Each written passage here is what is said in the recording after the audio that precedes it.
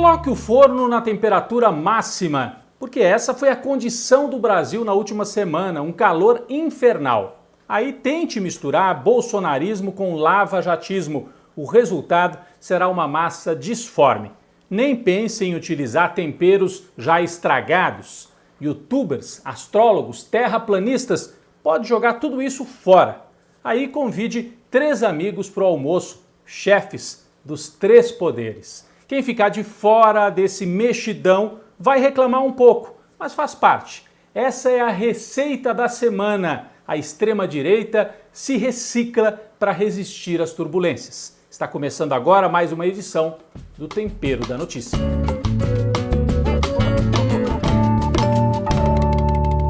Com esta semana, o Brasil viveu uma das maiores ondas de calor da história. A temperatura ferveu, especialmente no centro-oeste, temperatura recorde em Cuiabá, capital de Mato Grosso, também Mato Grosso do Sul, Tocantins, Goiás, Distrito Federal. O calor chegou até Minas Gerais, interior de São Paulo. Na cidade de Lins, no interior paulista, quase 44 graus é o recorde histórico para o estado de São Paulo. O recorde anterior era de 1933. Bom, ferveu a temperatura, ferveu também a cabeça dos bolsonaristas raiz. Malafaia choramingou, o Caio Coppola reclamou na CNN, o Olavo fez o que sempre faz, xingou muito, e a Sarah Winter chorou e chorou. Tem horas que eu só queria gritar pra alguém me ajudar. Mas não existe esse alguém. Tem que resolver os meus problemas. E não tem Bolsonaro pra ajudar. Não tem Damares pra ajudar. Sabe? Esse choro é porque os bolsonaristas que estiveram com o presidente na campanha e no começo do governo não gostaram, primeiro, da indicação do novo ministro do Supremo, Caio Nunes, que seria mais ligado ao Centrão. E depois não gostaram também dos abraços que Bolsonaro andou dando na turma do Congresso, o Maia e o Alcolumbre, e no Toffoli do Supremo Tribunal Federal. Esta semana também Bolsonaro fez 2 anúncios curiosos. Ele disse, primeiro, a corrupção acabou no Brasil. E depois, eu, Bolsonaro, acabei com a Lava Jato. Vamos ouvir? É um orgulho, é uma satisfação que eu tenho dizer a essa imprensa maravilhosa nossa que eu não quero acabar com a Lava Jato. Eu acabei com a Lava Jato. Porque não tem mais corrupção no governo.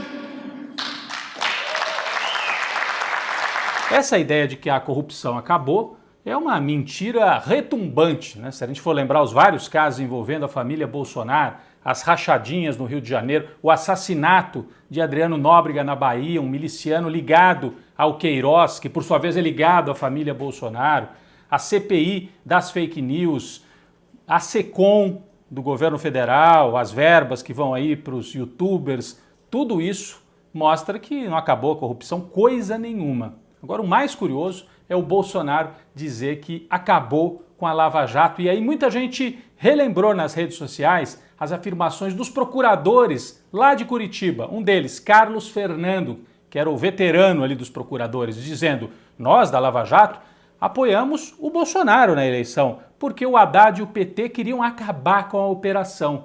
E aí quem está acabando com a Lava Jato é o Bolsonaro. Isso fez o Fernando Haddad publicar uma mensagem no Twitter dizendo assim, é muito bom ver um medíocre como esse, Carlos Fernando, procurador, morder a língua. Olha só o que disse o Fernando Haddad em relação à afirmação de Carlos Fernando. A favor de um candidato que vinha de um partido que tinha o objetivo claro de destruir a Lava Jato. Seria muito difícil acreditar que... Você está se referindo ao Fernando Haddad? É o Fernando Haddad, obviamente. Bom, se o Carlos Fernando e os procuradores queimaram a língua, que dirá o Sérgio Moro? O juiz fez de tudo, né? Mandou fazer condução coercitiva do Lula, grampeou advogado, fez grampo ilegal da presidenta Dilma e depois prendeu o Lula para favorecer o Bolsonaro na eleição. Ganhou o cargo de ministro, foi chutado pelo Bolsonaro e agora vejam só, a mulher do Moro está anunciando que eles vão embora do Brasil porque estão com medo do bolsonarismo. O Sérgio Moro publicou até esta semana no Twitter uma mensagem chamando indiretamente o Bolsonaro de criatura do pântano. Olha só a que ponto chegou a briga entre esses dois. Moro, Luiz Inácio bem que te avisou lá naquela audiência em Curitiba, hein? Deixa eu lhe falar uma coisa, doutor. Eu espero que essa nação nunca abdique de acreditar na justiça. Agora eu queria lhe avisar uma coisa. Esses mesmos que me atacam hoje, se tiverem sinais de que eu serei absolvido, prepare-se, porque os ataques ao senhor vai ser muito mais forte do que eles fazem até ministro da Suprema Corte, que não pensa como pensa a imprensa brasileira hoje. Bom, Sérgio Moro ficou muito incomodado também com a indicação do novo ministro do Supremo, Caio Nunes. Ele, Moro, esperava ganhar uma dessas vagas no Supremo, mas brigou com o Bolsonaro. E o Caio Nunes, quem é? Bom, saíram algumas matérias aí já na internet, na imprensa. O Caio Nunes não é um terraplanista, não é um extremista de direita, mas no judiciário costuma decidir a favor dos conservadores, inclusive em favor dos grandes proprietários de terra, dos agrotóxicos, como a gente pode ver aí em algumas reportagens. De qualquer maneira, isso mostra o giro do Bolsonaro ao escolher um personagem desse, o giro em direção ao Centrão. Caio Nunes, uma indicação do Centrão para o Supremo Tribunal Federal. E o símbolo maior desse giro foi a fotografia do Bolsonaro ao lado de Rodrigo Maia, Davi Alcolumbre e Toffoli, os três assim com a barriga um pouco saliente, no almoço, em trajes informais, para mostrar essa parceria. O Bolsonaro, que foi eleito falando em nova política, se abraçou e se lambuzou com a velha política.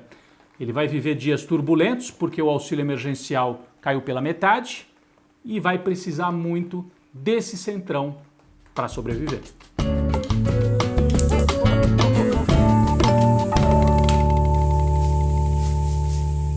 Bom, quem foi para a panela de pressão esta semana? O presidente dos Estados Unidos e candidato à reeleição, Donald Trump. Depois de uma atuação desastrosa no primeiro debate contra Joe Biden, o Trump apareceu sempre interrompendo o adversário, interrompendo o mediador do debate, uma postura muito agressiva. Depois desse debate, ele anunciou que estava com Covid-19. Será que estava mesmo? Ou foi uma operação midiática para se transformar um pouco em vítima, tentar temperar essa imagem de arrogância, né, que acaba marcando bastante Donald Trump? O fato é que ele foi para o hospital, ficou 3 dias ali no hospital, houve uma certa comoção entre os apoiadores de Trump, que foram para a porta do hospital onde ele estava internado, uma unidade militar, e logo ele saiu. Deu primeiro uma volta de carro, depois voltou para a Casa Branca, inclusive apareceu em alguns vídeos, a gente pode observar, com dificuldades para respirar. É uma das sequelas da Covid-19. Isso pode ter ajudado o Trump com os apoiadores dele, mas entre os independentes, os eleitores independentes e indecisos, não ajudou em nada. Não ajudou em nada porque essas idas e vindas em relação à doença e à pandemia atrapalham ainda mais a imagem de Donald Trump. Ele que menosprezava a pandemia de Covid-19, muito parecido com o que o Bolsonaro fez aqui no Brasil. Então agora ele vira vítima, então era sério, o problema é sério. Então ficou uma imagem muito contraditória e isso aparece inclusive nas últimas pesquisas. Na pesquisa da CNN, a diferença de 16 pontos, 57 a 41 em favor de Joe Biden. Nunca houve uma diferença tão grande, parece que Trump vai perder mesmo a eleição. Isso pode ter consequências aqui no Brasil, ainda mais sabendo da ligação estreita entre a família Bolsonaro e a família Trump nos Estados Unidos. Esta semana apareceu a informação de que Joe Biden, o candidato adversário de Trump,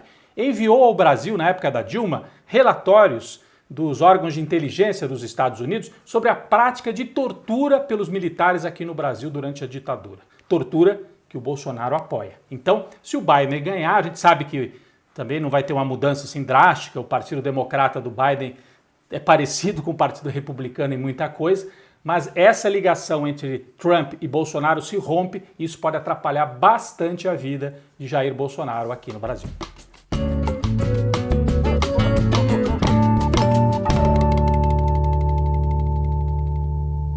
Bom, na sobremesa essa semana, nós vamos ficar no campo da literatura. Primeiro, eu vou indicar esse romance argentino do Ricardo Piglia, um autor já falecido. Essa aqui é uma edição em espanhol, mas também existe em português, Respiração Artificial. conta a história de um escritor que vai em busca do tio, que mora no interior da Argentina. E aí ele descobre que esse tio é obcecado por dois personagens. Primeiro, um líder, uma espécie de um caudilho lá do interior da Argentina, e também um outro personagem do século XIX, Henrique Osório, que teve um papel importante nos primeiros anos, logo depois da independência da Argentina. Esses três tempos vão se misturando no romance e às vezes a gente nem sabe direito de quem que o Ricardo Pilha está falando. É uma forma de narrar muito engenhosa. O Ricardo Pilha, além de romancista, era professor de história na Universidade de La Plata, na província de Buenos Aires. Então também tem muito aqui da história da Argentina. É considerado um dos principais romances da literatura do nosso país vizinho. Gostei muito. Fica aqui a indicação do Ricardo Pilha, já falecido, Respiração Artificial. E para não dizer que não falei de Espinhos, um livro brasileiro, Combate nas Trevas, de Jacob Gorender, um escritor marxista. Aqui não é romance, né? É um ensaio sobre a luta armada no Brasil, as organizações de esquerda que lutaram de armas na mão contra a ditadura militar. Eu li esse livro aqui nos anos 80 e ele foi relançado agora pela editora Expressão Popular, uma edição muito bacana, tem várias fotografias também, e o Gorender conta a história das várias organizações, da ALN, do Marighella, da VPR, da VAR Palmares, do Lamarca, a Dilma Rousseff, né, participou de uma dessas organizações, e faz também um acerto de contas, críticas. Então ele não narra e não transforma em heróis, simplesmente, aqueles que lutaram contra a ditadura. Faz também a crítica, o balanço crítico dessa experiência, a luta armada contra a ditadura, uma leitura difícil, né, porque acaba em tragédia, as organizações são desmontadas, são derrotadas pela ditadura, mas muito importante, ainda mais agora que a gente tem na presidência da República alguém que defende a ditadura militar. Fica como sobremesa para as próximas semanas.